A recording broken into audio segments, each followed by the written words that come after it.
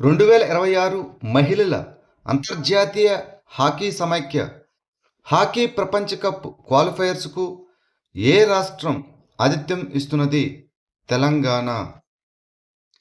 2026 మార్చి 8 నుంచి 14 వరకు హైదరాబాదులో జరిగే మహిళల 2026 అంతర్జాతీయ హాకీ సమైక్య హాకీ ప్రపంచ కప్ క్వాలిఫైయర్స్లను నిర్వహించడానికి హాకీ ఇండియా తెలంగాణ ప్రభుత్వంతో ఒక అవగాహన ఒప్పందంపై సంతకం చేసింది. క్వాలిఫైయర్స్ నుంచి మొదటి 3 జట్లు ఆగస్టు 15 నుంచి 30, 2026 వరకు జరగనున్న FIH హాకీ ప్రపంచ కప్ బెల్జియం అండ్ నెదర్లాండ్స్ 2026కి నేరుగా అర్హత సాధిస్తాయి. హాట్ ఎయిర్ బెలూన్ ఫెస్టివల్ ఇటీవల ఏ రాష్ట్రంలో ప్రారంభమైంది? తెలంగాణ. తెలంగాణ ఇటీవల హైదరాబాదులో జనవరి 16, 2026 నుంచి మొట్టమొదటి హాట్ ఎయిర్ బెలూన్ ఫెస్టివల్ను ప్రారంభించింది. ఇందులో పర్యాటకాన్ని ప్రోత్సహించడం మరియు ఆధునిక ఆకర్షణలతో సంప్రదాయాన్ని మిళితం చేయడం లక్ష్యంగా పెట్టుకుంది. ప్రపంచంలోని అతిపెద్ద గ్రీన్ అమ్మోనియా ప్రాజెక్టు ఏ రాష్ట్రంలో ఏర్పాటు కానుంది? ఆంధ్రప్రదేశ్. ప్రపంచంలోని అతిపెద్ద గ్రీన్ అమ్మోనియా ప్రాజెక్టు భారతదేశంలోని ఆంధ్రప్రదేశ్లో ముఖ్యంగా కాకినాడ ఓడరేవు నగరంలో ఏర్పాటు చేయబడుతోంది. ఈ ప్రాజెక్టు ఏటా మిలియన్ టన్నుల గ్రీన్ అమ్మోనియాను ఉత్పత్తి చేయడం లక్ష్యంగా పెట్టుకుంది. జర్మనీ, జపాన్ మరియు సింగపూర్ వంటి దేశాలకు భారతదేశాన్ని ప్రపంచ క్లీన్ ఇంధన సరఫరాదారుగా నిలబెట్టింది. మహిళా వ్యవస్థాపకులను ప్రోత్సహించడానికి ఏ రాష్ట్ర ప్రభుత్వం గృహలక్ష్మి డిజిటల్ మార్కెటింగ్ పోర్టల్ను ప్రారంభించింది? కర్ణాటక. మహిళా వ్యవస్థాపకులను ప్రోత్సహించడానికి కర్ణాటక మహిళా అండ్ శిశు అభివృద్ధి శాఖ గృహలక్ష్మి డిజిటల్ మార్కెటింగ్ను ప్రారంభించింది. ఇది జాతీయ మరియు ప్రపంచ మార్కెట్లకు మహిళలు తయారు చేసిన ఉత్పత్తులను ప్రదర్శించే రాష్ట్ర మద్దతు గల ఈ-కామర్స్ పోర్టల్. మహిళల ఆర్థిక స్వాతంత్రం మరియు డిజిటల్ చేరికను పెంచడం ఈ ఇనిషియేటివ్ యొక్క లక్ష్యం. చేతి వృత్తుల వారు మరియు చిన్న వ్యాపారాలతో సహా పట్టణ మరియు గ్రామీణ మహిళల ఉత్పత్తులను ఈ పోర్టల్ హైలైట్ చేస్తుంది. ఇటీవల వార్తల్లో కనిపించిన అసోలా బట్టి వన్యప్రాణుల అభయారణ్యం ఏ కొండ శ్రేణిలో ఉంది? ఆరావళి. గత 5 సంవత్సరాల్లో నివాస మరియు వాణిజ్య ప్రాంతాల నుంచి పౌర సంస్థలు రక్షించిన 6500 కంటే ఎక్కువ కోతులను అసోలా బట్టి వన్యప్రాణుల అభయారణ్యానికి తరలించినట్లు ఢిల్లీ ప్రభుత్వం పేర్కొంది. ఈ అసోలా బట్టి వన్యప్రాణుల అభయారణ్యం ఢిల్లీ హర్యానా సరిహద్దులో ఆరావళి కొండ శ్రేణిలోని దక్షిణ ఢిల్లీ శిఖరంపై విస్తీర్ణంలో ఉంది. ఈ అభయారణ్యం ఉత్తర ఆరావళి చిరుతపులి వన్యప్రాణుల కారిడార్లో భాగం. ఇటీవల వార్తల్లో కనిపించిన మియావాకి పద్ధతి అనగా ఏమిటి? ఇదొక స్థానిక జాతులను ఉపయోగించి చిన్న ప్రాంతాల్లో దట్టంగా అడవులను పెంచే ఒక పద్ధతి. దశాబ్దాలుగా పచ్చదనం తగ్గిన నగరాల్లో మియావాకి పద్ధతిని ఎక్కువగా ఉపయోగిస్తున్నారు. ఇది 1970లో జపనీస్ వృక్ష శాస్త్రజ్ఞుడు అయిన అకిరా మియావాకి అభివృద్ధి చేసిన అటవీకరణ సాంకేతికత. అడవులు అధిక జీవన వైద్యంతో చాలా దట్టంగా మారుతాయి. ఇటీవల మున్సిపల్ ప్రాజెక్టులు కలుషితమైన మరియు బంజరు పట్టణ భూములను పచ్చని ప్రదేశాలుగా మార్చడానికి, కాలుష్యాన్ని తగ్గించడానికి, నేలను మెరుగుపరచడానికి మరియు పర్యావరణ సమతుల్యతను పెంచడానికి ఈ పద్ధతిని ఉపయోగించాయి. ఇటీవల వార్తల్లో కనిపించిన హంటింగ్టన్ వ్యాధి అనగా ఏమిటి? ఇది అరుదైన వంశపారంపర్య నాడీ సంబంధిత రుగ్మత. హంటింగ్టన్ వ్యాధి అనేది అరుదైన వంశపారంపర్య మెదడు రుగ్మత. దీనిలో నిర్దిష్ట న్యూరాన్లు విచ్ఛిన్నమవుతాయి.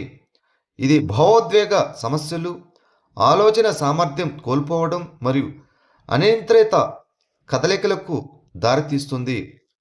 ఈ హంటింగ్టన్ వ్యాధి జన్యువులోని జన్యు పరివర్తన వల్ల సంభవిస్తుంది. ఇది న్యూరాన్ పనితీరుకు అవసరమైన హంటింగ్టన్ ప్రోటీన్ను ఉత్పత్తి చేస్తుంది.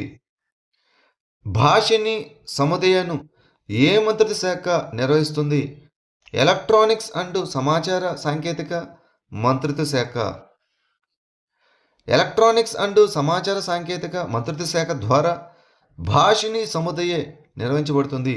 ఇది భారతీయ భాష, ఏ సాధనాలు, డేటా సెట్లు మరియు సేవల సహ సృష్టి, పాలన మరియు స్కేలింగ్కు మద్దతునిచ్చే భాషిని కింద ఒక సహకార వేదిక.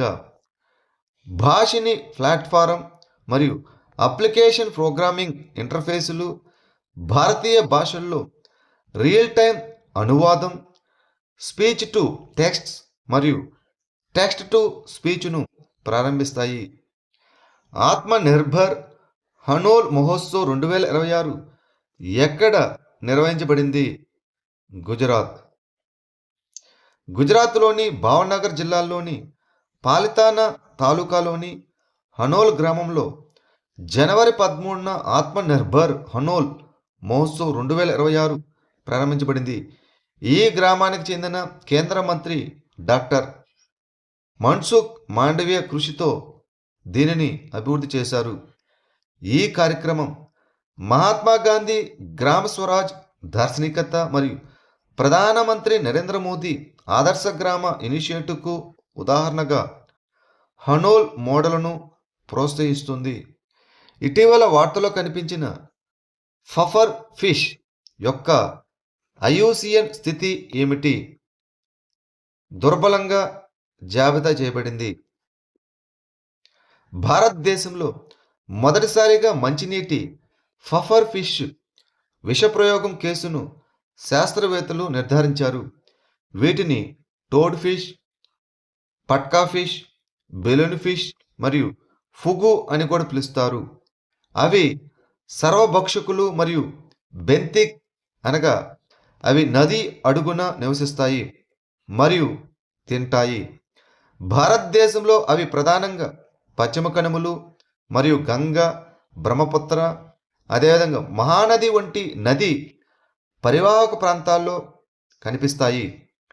International union for conservation of nature అనగా ఐయుసిఎన్ ప్రకారం పఫర్ ఫిష్ దుర్బలంగా జాబితా చేయబడింది.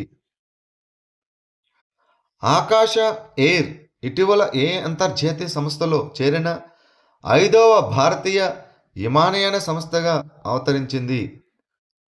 ఐయాటా అనగా ఇంటర్నేషనల్ ఎయిర్ ట్రాన్స్పోర్ట్ అసోసియేషన్. ఆకాశ ఎయిర్ ఇటీవల ఇంటర్నేషనల్ ఎయిర్ ట్రాన్స్పోర్ట్ అసోసియేషన్లో చేరిన 5వ భారతీయ విమానయాన సంస్థగా అవతరించింది. డిసెంబర్ 2025లో తప్పనిసరి ఐయాటా ఆపరేషనల్ సేఫ్టీ ఆడిట్ని విజయవంతంగా పూర్తి చేసిన తర్వాత జనవరి 9, 2026న ఎయిర్లైన్ అధికారికంగా తన సభ్యత్వాన్ని ప్రకటించింది. ఈ ఆకాశ ఎయిర్ ఇండియా ఎక్స్ప్రెస్, ఇండిగో మరియు స్పైస్ జెట్తో సహా ఇతర ప్రధాన భారతీయ సభ్య క్యారియర్ల జాబితాలో చేరింది. గణాంకాల్లో సుఖాత్మే జాతీయ అవార్డును ఏ మంత్రిత్వ శాఖ ఏర్పాటు చేసింది? గణాంకాలు మరియు కార్యక్రమాల అమలు మంత్రిత్వ శాఖ. The ministry of statistics and programme implementation. గణాంకాల్లో సుఖాత్మే జాతీయ అవార్డును గణాంకాలు మరియు కార్యక్రమాల అమలు మంత్రిత్వ శాఖ ఏర్పాటు చేసింది.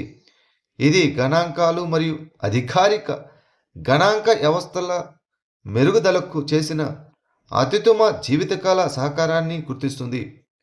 ఈ అవార్డును 2000 నుంచి ప్రతి ప్రత్యామ్నాయ సంవత్సరం 45 సంవత్సరాలు మరియు అంతకంటే ఎక్కువ వయసు గల ప్రముఖ భారతీయ గణాంకవేత్తలకు ఇస్తున్నారు. ఈ అవార్డును 2026 జూన్ 29న గణాంకాల దినోత్సవం సందర్భంగా ప్రదానం చేస్తారు. కొండారెడ్డి తెగ ప్రధానంగా ఏ రాష్ట్రంలో కనిపిస్తుంది? ఆంధ్రప్రదేశ్. కొండారెడ్డిలు ఆంధ్రప్రదేశ్లోని తూర్పుగోదావరి, పశ్చిమ గోదావరి మరియు ఖమ్మం జిల్లాల కొండ మరియు అటవీ ప్రాంతాల్లో గోదావరి నది ఒడ్డున నివసిస్తున్న ప్రత్యేకించి దుర్బల గిరిజన సమూహం అనగా పీవీటీజీ. వారి భాష తెలుగు. స్వచ్ఛమైన ప్రత్యేకమైన యాసలో మాట్లాడతారు.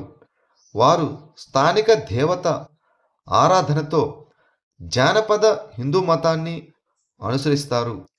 గ్లోబల్ రిస్క్ రిపోర్ట్ 2026ను ఏ సంస్థ విడుదల చేసింది? World economic forum WEF. Global risk report 2026ను వరల్డ్ ఎకనామిక్ ఫోరం విడుదల చేసింది. ఇది భౌగోళిక ఆర్థిక ఘర్షణను అత్యంత ముఖ్యమైన ప్రపంచ ప్రమాదంగా గుర్తించింది.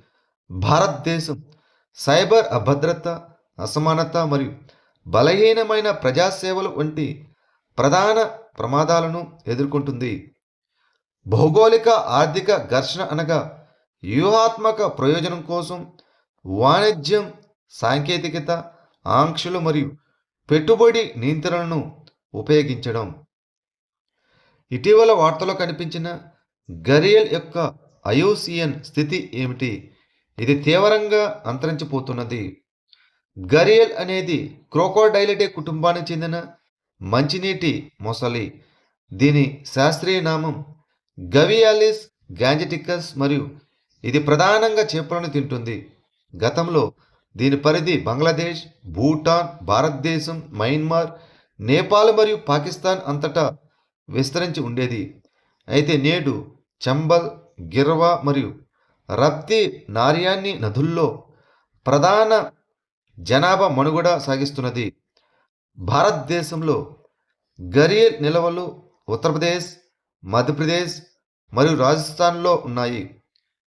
International union for conservation of nature అనగా IUCN రెడ్ లిస్ట్ ప్రకారం ఇది తీవ్రమైన ప్రమాదంలో ఉంది.